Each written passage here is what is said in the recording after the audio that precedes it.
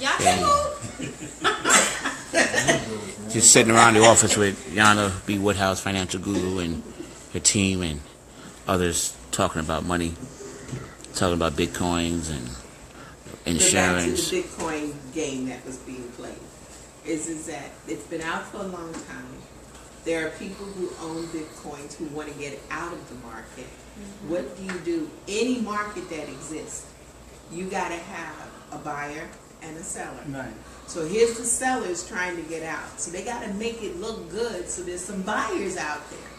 How do I get in it? I want to get in it before. So then the news media comes in, and then they come back and say that, oh, well, it's hard to get in, but I'll let you in this side, or I'll give you this game is being played. The little multi-level marketing group will come in. It's the same thing that happened with the Forex market, which nobody talks about anymore. But the key is right now, what do you think about it? Just like we were talking before, is that if things have gone down, now you don't hear nobody talking about Bitcoin. But that's the time when you should be talking about Bitcoin. You should be talking about, okay, I'm going to get in. Now, I'm not recommending Bitcoins, and especially I'm not talking about getting Bitcoins when that's your last dollar. That drives me crazy. When I saw in a magazine, they had an article where somebody was talking about people are utilizing their mortgage and seeing if they can flip their mortgage. Insane. Insane. You going into the most volatile, not even a real market, when you can take some money and put a little bit away at a time, and before you know, you have something. But no, you're going to throw all your money into one thing, and then when it goes down, you angry. What kind of nonsense is that? That's gambling. As a matter of fact, that's what I told folks when they came to me talking about Bitcoins. I told them, I said, you know what? How much would you go to Atlantic City with? And so they said, well, maybe I take, maybe $500 in Atlantic City. Okay, there you go. That's what you're going to put into Bitcoin. Because you go to Atlantic City, you had fun, you pulled the doggone lever, you had fun, right? Or you dealt the cards and you played, right? You had fun. Jana, we got Kyrie, Cool Breeze. He's on here now. He said he invests 10% of his income into Bitcoin? Into investing. Oh, yeah, totally into investing. That's a good idea. Definitely. But Cool Breeze also has a background in finance.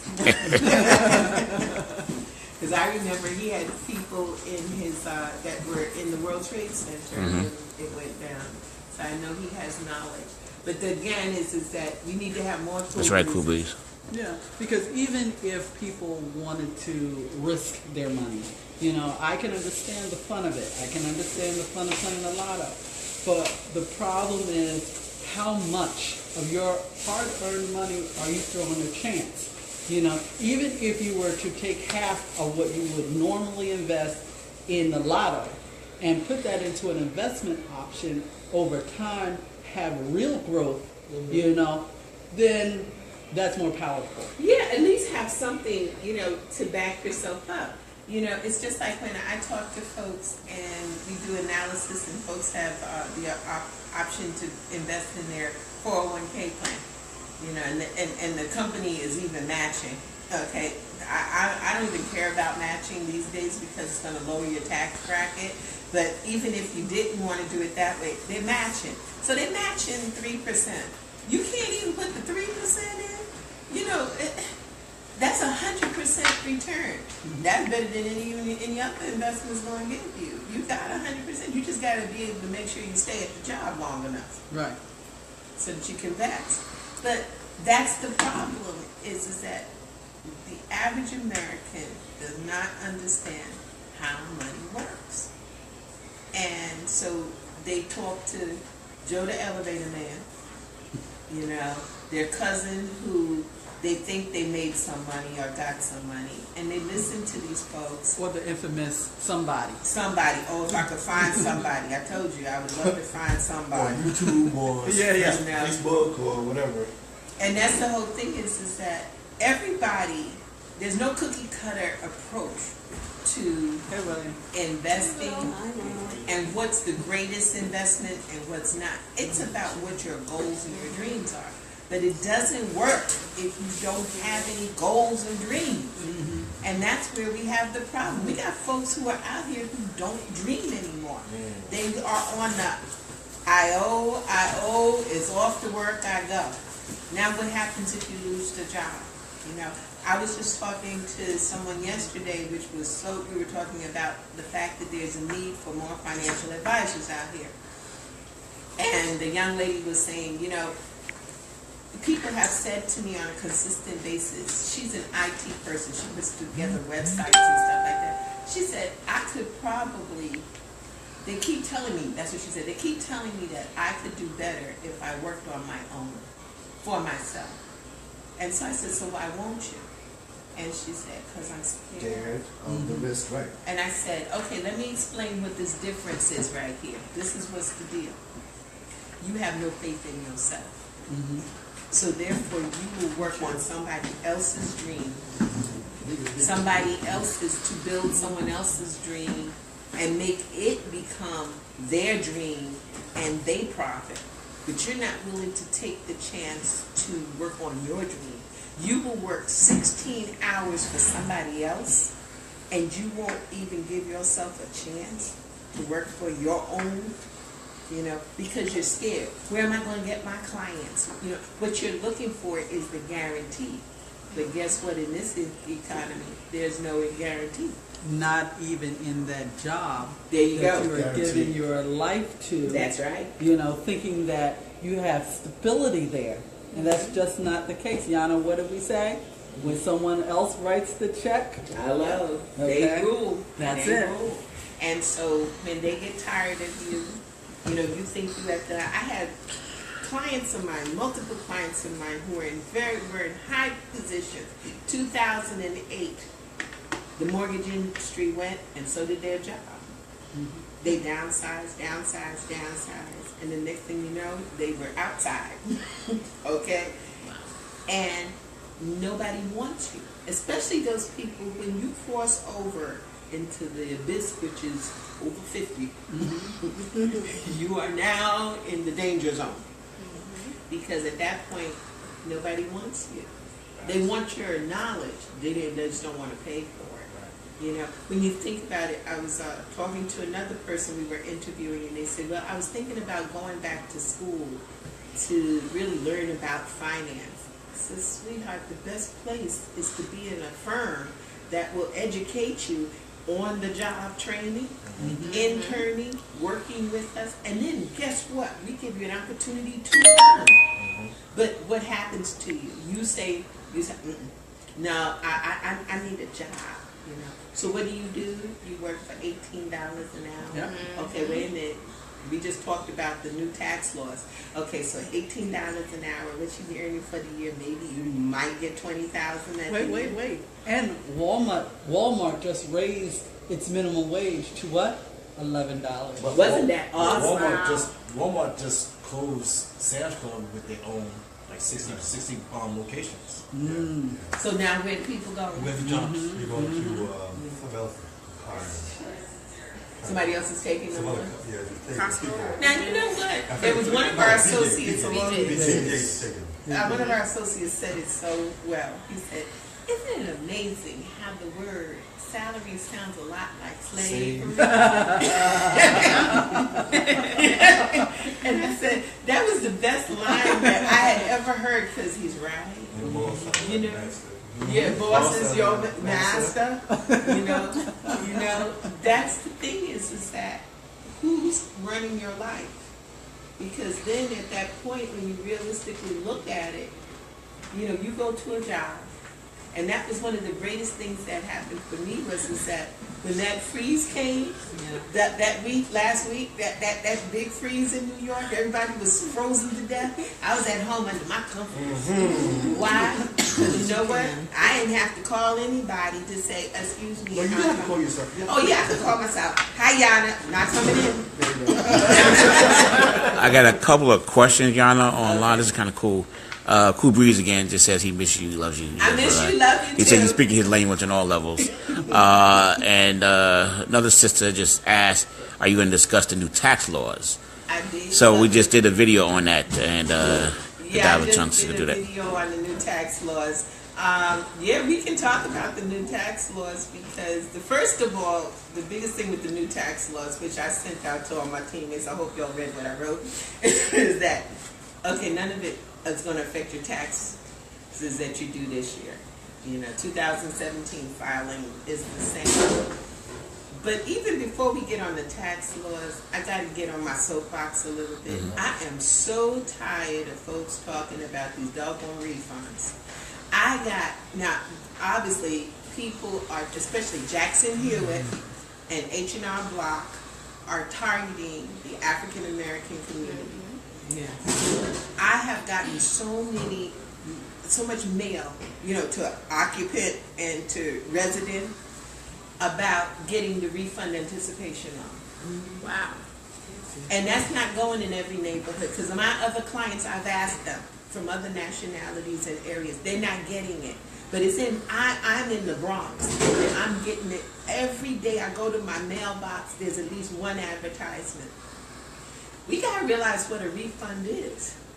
A refund is giving the government your money, they hold it, and then 12 months later they give it back to you, no interest.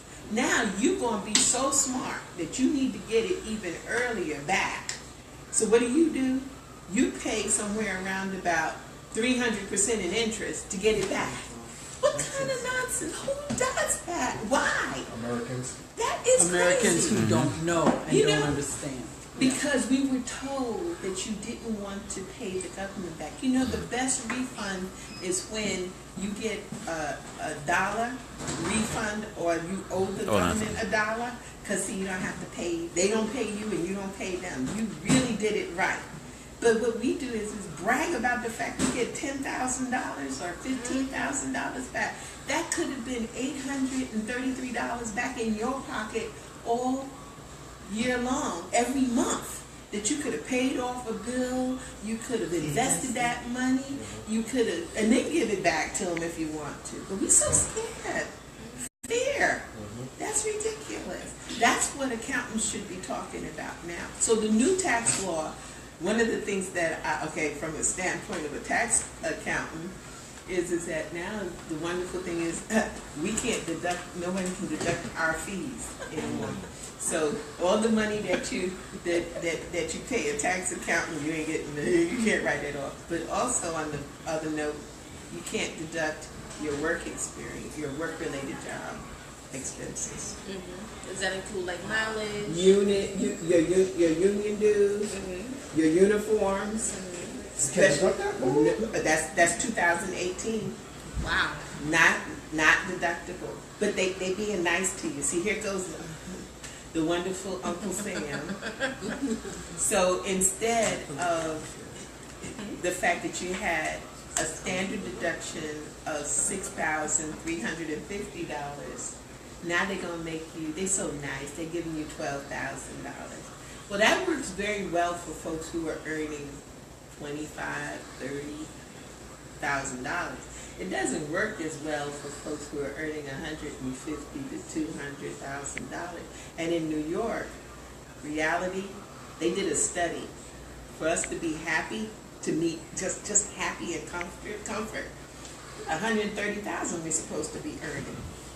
And if you think about it, if you got rent $2,000. And then you got to pay for this wonderful transit system or your car. Where are you going to get the extra money when we're in the highest tax state? Now let's talk about state tax. That's the tax. That's another part of the tax law. It just so happens that every state that has a state tax, income tax, or a state and city like we have in New York, we pay not only state tax, but we pay state. Okay, you missed the with Long Island. Thank you very much. Okay. You only pay state, but That's why you pay $20 per ride back and yeah, forth. right. to You city. there you go. You got to pay. No one asked you, man. But the thing is that for us who live in the city, we got to pay state and city tax. And so if right now the way that it works, you can make that deduction. But if you also have real estate tax, that's all added together, and the maximum amount that you can deduct is $10,000. So example, if you work a job and your withholdings were for the state and city were, let's say, $10,000, and your real estate tax is $6,000 on your property, so that's $16,000. You can only deduct. Oops. You can only deduct the $10,000. Now, that in respects is that where we used to have unlimited amount to deduct against our income. Because the whole game of taxes is I make a certain amount of money, that's called gross. Then my job is trying to get as much of that money to the taxable amount to lower as much as possible so that I don't have to pay as much. But that's not the way it's working. And that's why I say the biggest thing that everyone should be thinking about is setting up their own business. Because this tax law is truly for the entrepreneur. It's real, and not the ones who are looking just to lower, to find deductions on their business, to take against their income, and they really don't plan on making a profit. I'll tell anybody right now, if you are looking to start a business and you're doing it because you get tax deductions, and you're going to have a DBA, a doing business as account, and you're going to have a Schedule C of the IRS coming for you first, because they know you're doing this. If you don't show a profit within that 3 to 5 year period, it is considered a hobby. And if it's considered a hobby, IRS is very happy to take your income, but they are not happy to take your deductions. So you're going to pay tax out to lots for that. Now, if you have an S Corp or a corporation, but better, an S Corp, they have put a lot of aspects into the tax bill that is beneficial to S Corps. So LLCs are great. And the reason why LLCs are good, because you have an option to decide how you're going to be taxed. If you're going to be taxed as a sole proprietorship, a partnership, or you're going to be taxed as an S Corp. My preference, I know accountants love S Corps, attorneys love LLCs. That's where we meet. Have an LLC that's taxed as an S Corp. Because they like LLCs because you guys will set up businesses and you won't do all of your regs, which is making sure you have your bylaws done, your minutes are done, all the things that keep you under the Umbrella. scope and umbrella, right, of Or jurisdiction of. right, well, to protect you. Because the reason why you're setting up these entities are to protect you. And so if you don't do certain things, like if you have an S Corp and you have no bylaws written or you don't have any minutes, well, the corporate veil can be pierced. So that's why they prefer you not to do that. But if we can merge them together, let's go for it, because there's so many tax benefits to having your own business. But making a business, having a business that generates $250,000 to $1 million in income, there are things that you barely pay tax on because of it. They give you so many exemptions. But now you just the Joe Blow company that has a DBA, a doing business as a small, you don't really get a lot of rates, and you got to show a profit, and then you got to pay self-employment tax on top of all of that, But if you have an S Corp, you don't have to pay the self-employment tax because that's not, you're a shareholder in the business. You're just reaping the profits or helping yourself with the losses there. No time limit either. But back to the tax laws. There's a lot of things that are there. Now, there's one element that I think us as investment advisors, this is a plus. You know how many times we were not very pro 529 plan? Okay. And you know me, I thought 529. Here we go. You got to use the money for education, higher learning, had to be a college education, and if you didn't use it and it grew, then you have to pay taxes on the amount. Plus, you had to pay a 10% penalty for not using it for education, or that's an education account that you're putting aside for just education for a child, savings account for a child's education. So, law changed. The money can, if you didn't use it for college, you can pass it on, and it can be used elementary school. Oh, okay. Education. Okay. It can be used for parochial school, Okay. certain charter schools.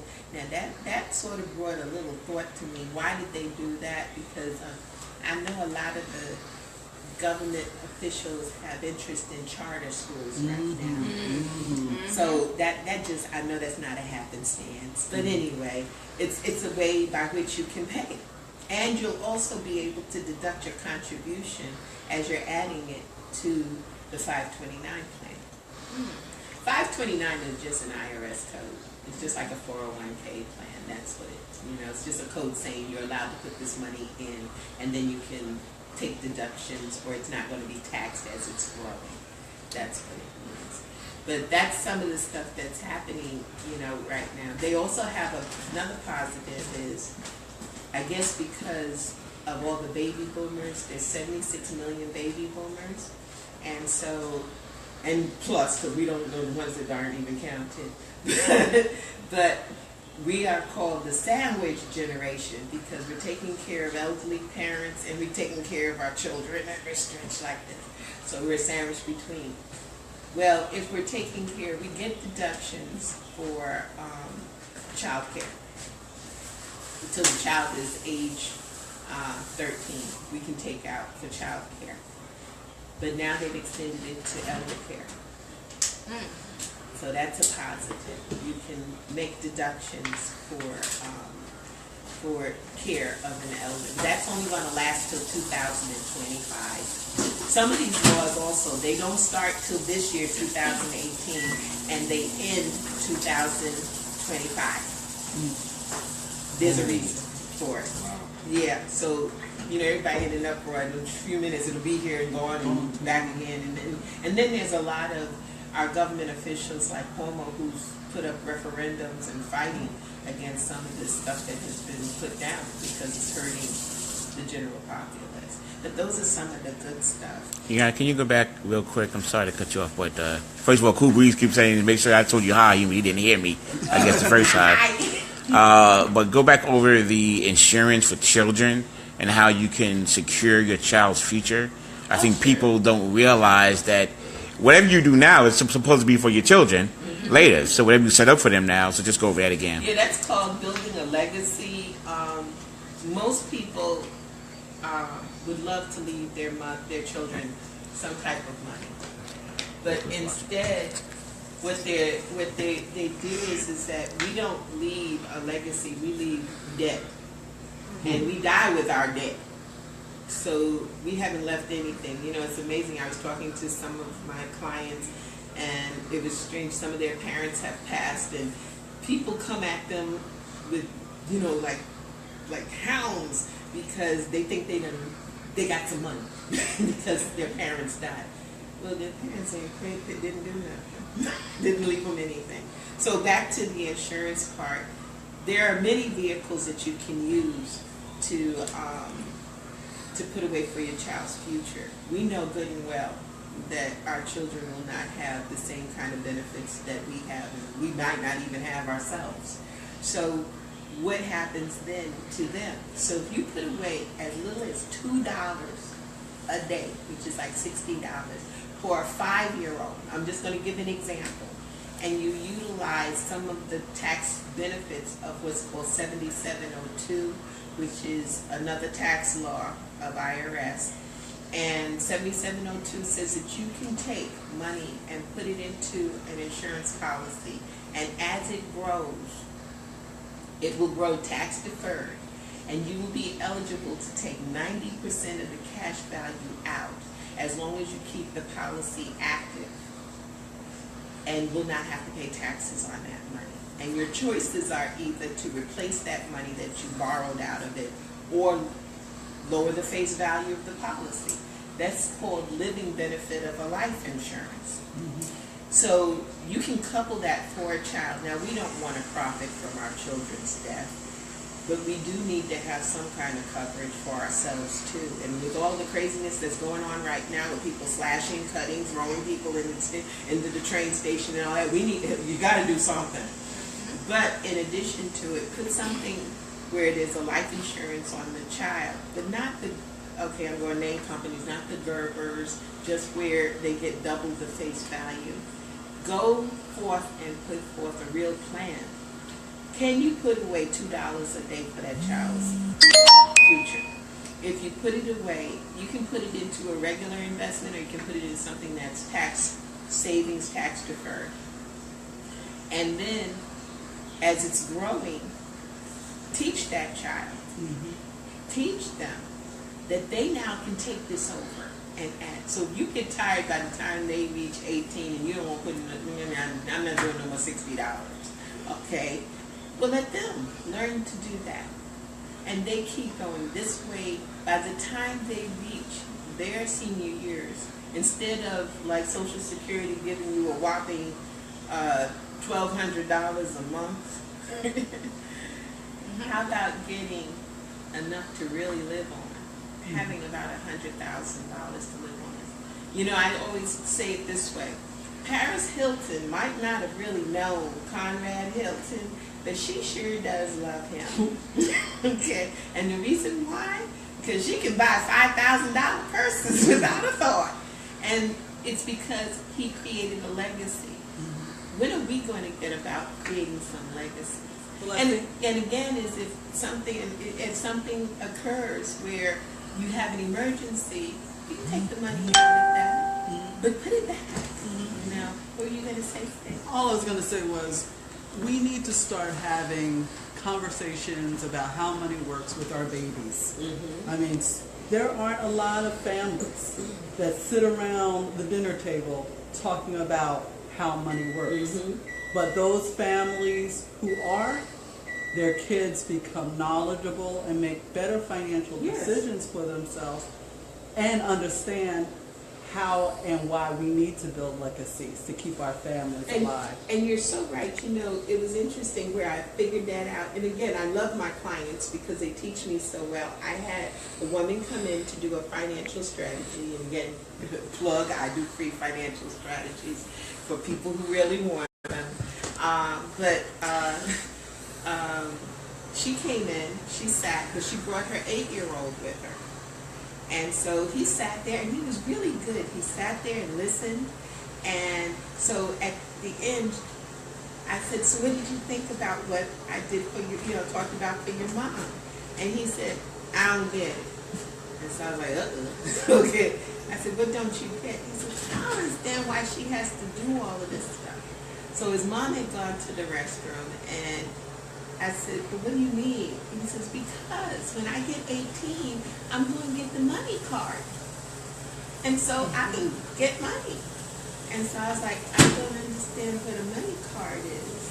And so he said, the money card. You know how kids can look at you like, okay, dumb old person, what the hell, you don't know what money card is. So when she got back, I asked, what is this money card?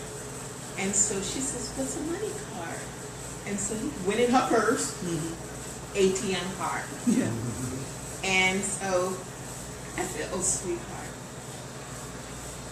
that money, that card is connected to mommy's paycheck.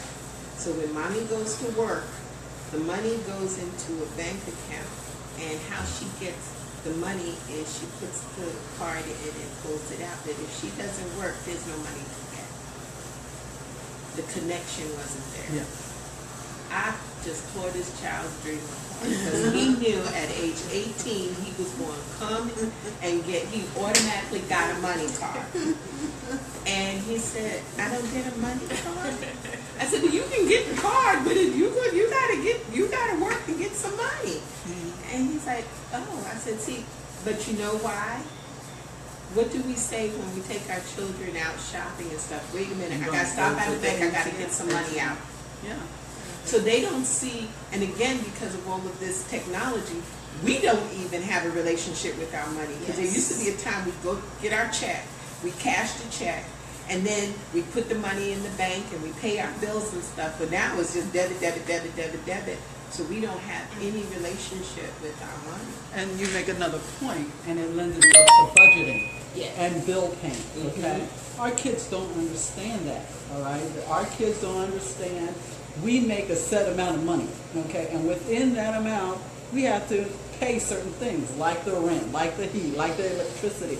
It's not just about you wanting sneakers. It's about understanding that in order to keep a roof over your head and food in your stomach, there have to be sacrifices made. Now, are your sneakers worth a meal or two? You know, the connection, like You get me to start with child. no, I'm not. What I am saying is your relationship to money and what Right. it means to you and how you perceive the value thereof. It is. It's right. Is if we don't have that relationship, and that's one of the things that I was working on in my book is that we need to get a relationship with money. The reason why we give away money so easily and so freely is because we have no relationship to it. You give away stuff that doesn't matter to you. You know, I got it. Well, yeah, okay. You know, $10 here, $5 here, $7 on a coffee when I could have just brewed my own coffee and maybe made it taste better than what they did. Oops.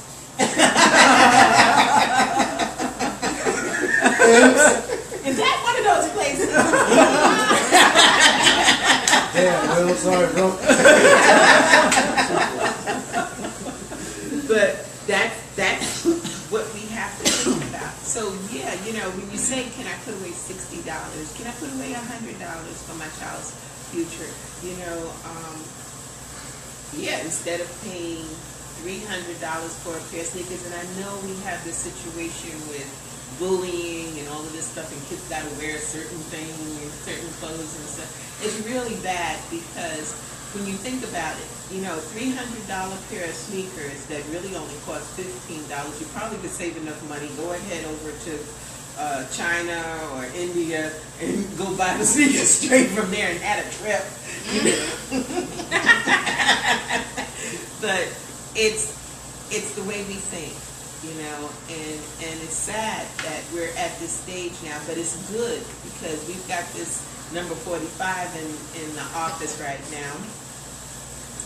Okay, I didn't call him an orangutan. but that's what Lamar did. I didn't call him that. But the fact that we I think have it's sick to do that now.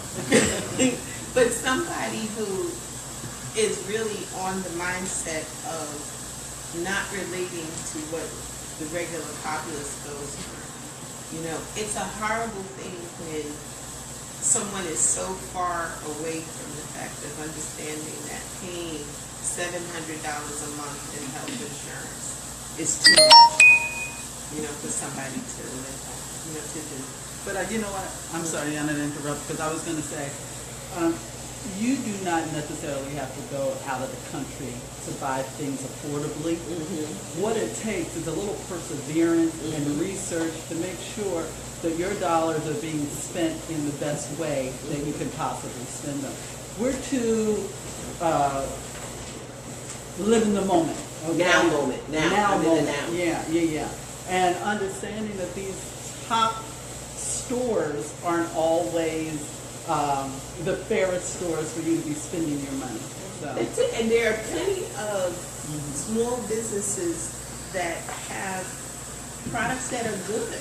You know, that I remember going to school and I thought I was at the top of the hill. My mom used to have us shop. We were shopping at boutiques. They were in the community, Yeah. but we shopped in the boutique. You know, and I had clothes that nobody else had. You know, and they were good clothes.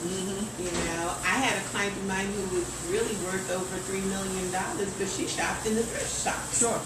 You know, That's why she's worth for $3 million. the high-end thrift shops, you know, because people have a tendency to give away stuff that are good still, you know, and still look good and still be able to save something, you know. I agree is also at you know, to put away, you know, like you said, Cool Breeze is putting away 10%. We give 10% to the church. Why not give 10% to ourselves? Yeah. And pay yourself first. Yeah. You know, and I know a lot of people say pay yourself first, but there's a lot of investments. As a matter of fact, we have a wonderful investment that's as little as $10 that someone can put away, and they're getting great returns on it, and it's invested in exchange traded accounts. You know, do you want to just put $10 away? No, you want to put more than that. But the fact that it's liquid, you can, you know. And the fact that we have the opportunity to just invest $10 for millions of dollars. Yeah, the opportunity is there. I remember back when I started in the industry 10 years ago, you know, over 30 years ago. That was yesterday. Thank you. That was yesterday. Thank you. I love you. But we were stuck. We had to. If someone didn't have $10,000, we couldn't even think to look at them. There are companies out here, even banks like Chase Manhattan Bank, not Chase Manhattan, J.P. Morgan Chase. They have told their investment advisors. You just dated yourself. You said Chase Manhattan. I know. I'm blessed. I look good.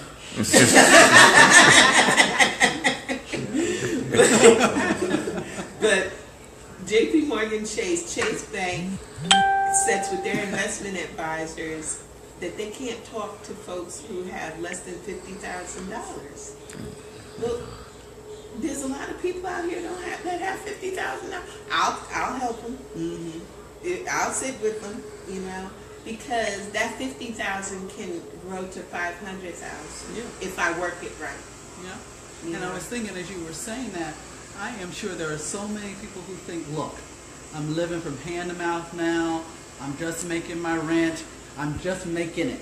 How am I going to save? Well, you know, let's write down what you're spending your money on. That's right. And then go through that research phase I was talking about. Are you spending your dollars effectively? And what are you spending your dollars on? When you go to the grocery store, are you buying on sale? Okay? Or are you buying because you want in the moment? Do you have coupons? Do you have coupons? And That's now right. a lot of stuff you don't even need a lot of coupons for, because some of the stores already just discount you. And then Matt told me about something that it was what's it called? It's called Dosh. Dosh, D-A... DOSH. DOSH, and I'm not promoting anything, but he said that that's somewhere that you can spend and get money back, and there's a lot of get money back There's a lot of things. and even when you go to grocery stores now, they have the benefit. You know, you get so many points by your purchase, and then you get Reward something benefits free. and Yeah, stuff. reward benefits. And so you exactly. got to be attentive to that. You're going to spend the money anyway. Yeah. So look and see what you can do. You know, there are a lot of co-ops buying where you can buy some stuff in bulk, you know, and then not spend as much on your regular food, you know, and live well, you know. But you got to think a little bit more on this, and that's where people are not thinking. Well, you could, you know, take a good look at your budget. That's right. See Strategic what's coming planning. in, what's That's going right. out, cut off the excess. Yeah. If you have 3 phones, why do you need 3? You only need 1, really. Or that, Why need the brand new phone that just came out for $2,000? or what about the infamous cable bill? Yeah, okay. You can cut some of that stuff. I know. Wait a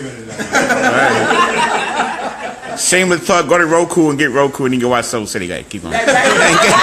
Watch Soul City and Wealth Nation for more tips about finance. But You can start Good saving plug. where you are. Good. You can start saving where can. you are. And the if thing- you can save 10, do 10. do 10. Right. But if you You can can say do better. 5, do 5. But people don't realize how little you can do and build good habits, and then start making money as you're building good habits, and then eventually you start putting more money in, and how it The grows. thing with saving $1 for every week there is, we're in the second week of the year, and so we should have, okay, now you should have $3 saved. You put $1, and then the next you put another $1, and it'll be $2. And then the third week you put $3, and the fourth, oh, here we go, look at that, here we are.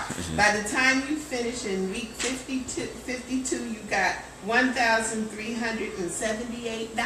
That you can now put in Bitcoins. Nah, but you could Don't put, listen to that, folks. Do not listen to that. but you could put, think about it, you could put $700 of it in there, and then the other part do something else with it, you know, but that, some people say, well, $1,300 is not a lot of money. Well, it's more than what you It's more than right, exactly. And let me tell If you you invest it properly, that $1,300 can turn to 13,000 into 30 million into And let me just say this too, because so many people break a dollar and forget to change. Well, I will tell you this.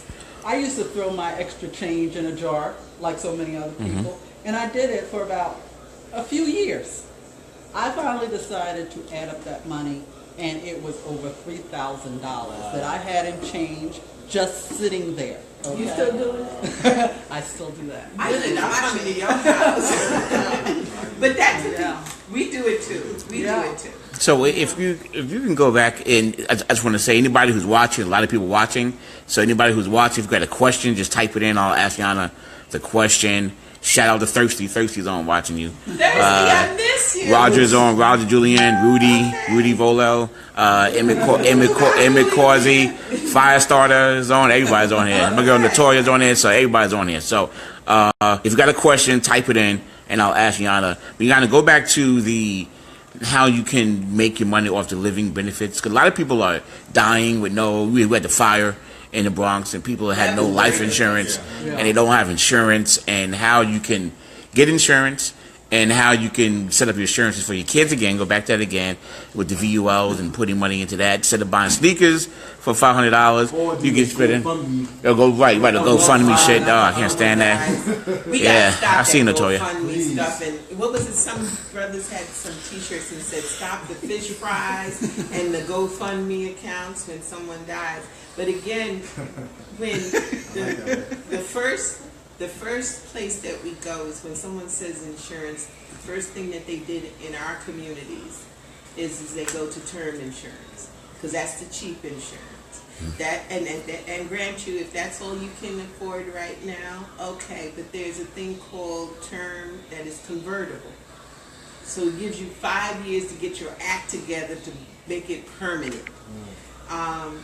So it's not the worst case, but it doesn't lead to any growth or any money that you can take out.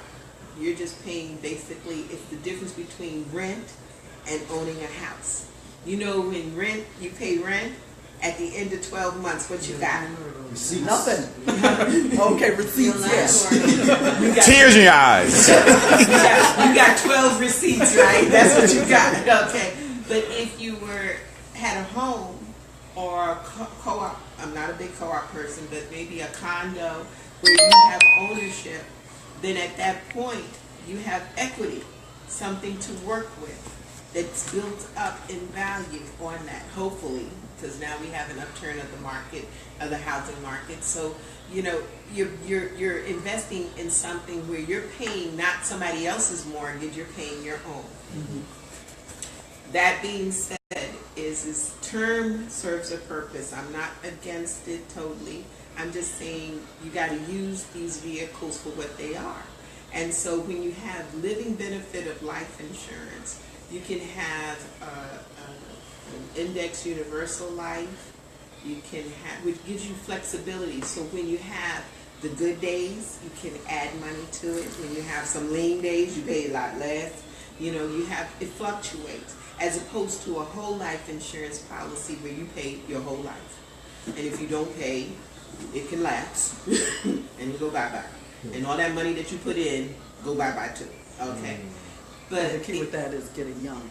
get it young. Yeah, because it's cheaper when you're young, because when you pass that 50 age over the hill, and I know that doesn't sound over the hill, because in this world now we have a potential to live to be 120 years. So really middle age is 60. Yay. But even there is that when we get insurance when we're older, we wind up with, like one of my associates says, the trifecta. Diabetes, cholesterol, probably hypertension, which means The insurance companies are like the casinos. They always win. So how do you prevent? You start early, put a lot of money in early, maybe pay for 10 years and then close your eyes and don't pay no more. Okay, so Latoya asked about Ripple over Bitcoin, but I think we'll get to that a little later because that's the Those are cryptocurrency. types of cryptocurrency. Yeah, so I mean Ripple's moving in really fast right now, but we'll get back to that, Latoya. I'll hit you on that later. Mama Elaine, Miss Collins, she's on, and Hey, Miss Collins. she asked, "Can you talk about the advantages of investing in 401ks?" Oh, there's a great advantage. I'm not the biggest on the 401k plan only because I don't think it gives you everything. You have the opportunity, to put away money.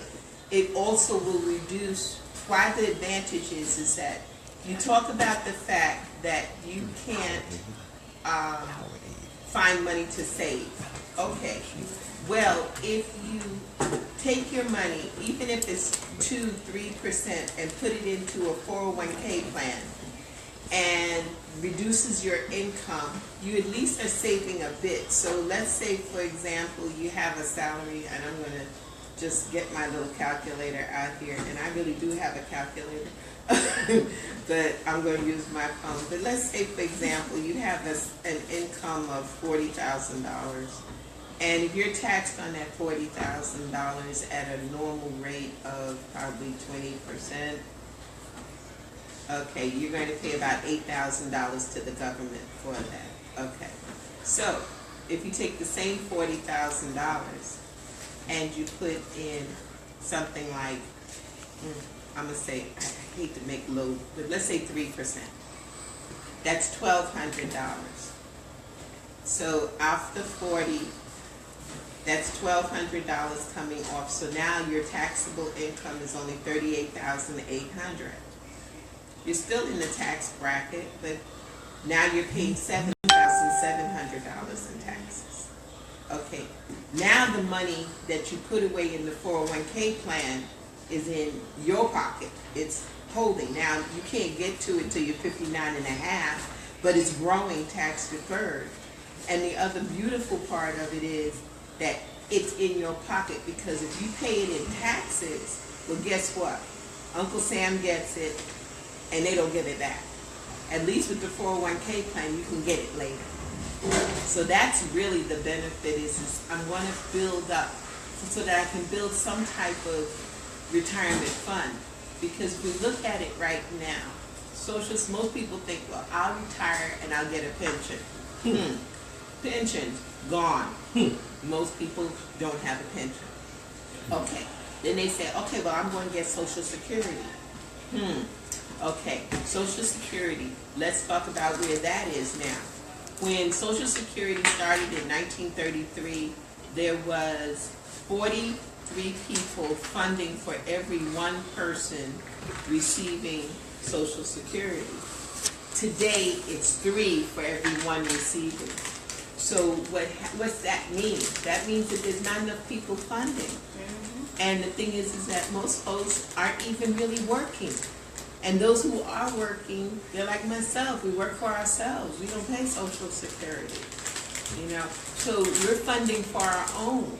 And that's where the 3-legged stool of retirement is now turned into a crooked 1-legged stool. And if you're not saving for your retirement, you're looking to find out what maybe You're sitting on the floor. tuna fish or maybe at the point, I hate to say it, but you might be finding out what dog meat talk like. Tastes like.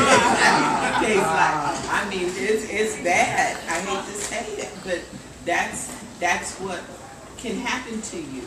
If you don't save for your future. It's not the fact that we're not going to live. It's just how we're going to live, and how long. So yes, I appreciate that. For 401k plans, 403bs, 457s, the reality is all of that is just tax. Those are tax codes.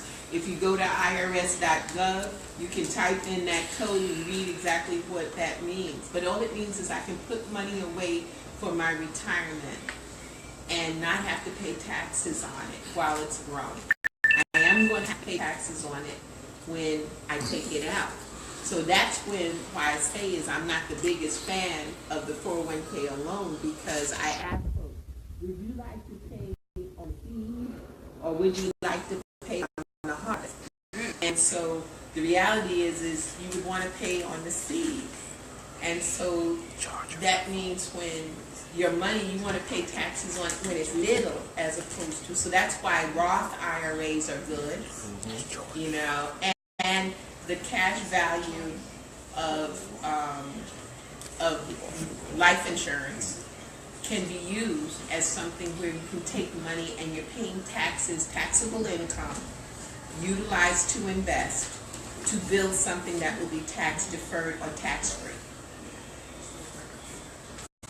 Anything else? We good? Real quick, I just want to let everybody know why we're here. We're going to play our cash. We're here. We're actually here to play a money game, to hang out and learn more about money. But we decided to go online since we had Jana here. And I just filmed her earlier. Yeah, just filmed her earlier to do a tidbits for her TV show on Soul City Wealth Nation. So we were filming that. I said, let's go live to Facebook and talk to people and let people know what's going on. And a lot of people have joined in. We had a bunch of people on here who joined in. So, that's why we're here. And so, Jana, just real quick. We can do it again. Yeah, well, I was about to say that. I would like to see if we can do this every week. Okay. And we'll call it 30 Minutes with Jana. And something like that. Something like that. You know, and yeah, you know what I'm saying? And we'll just sit down, we'll have a group, and we'll just sit down and let people ask questions and let her talk about, because this is the year that people got to get their money together and get things right.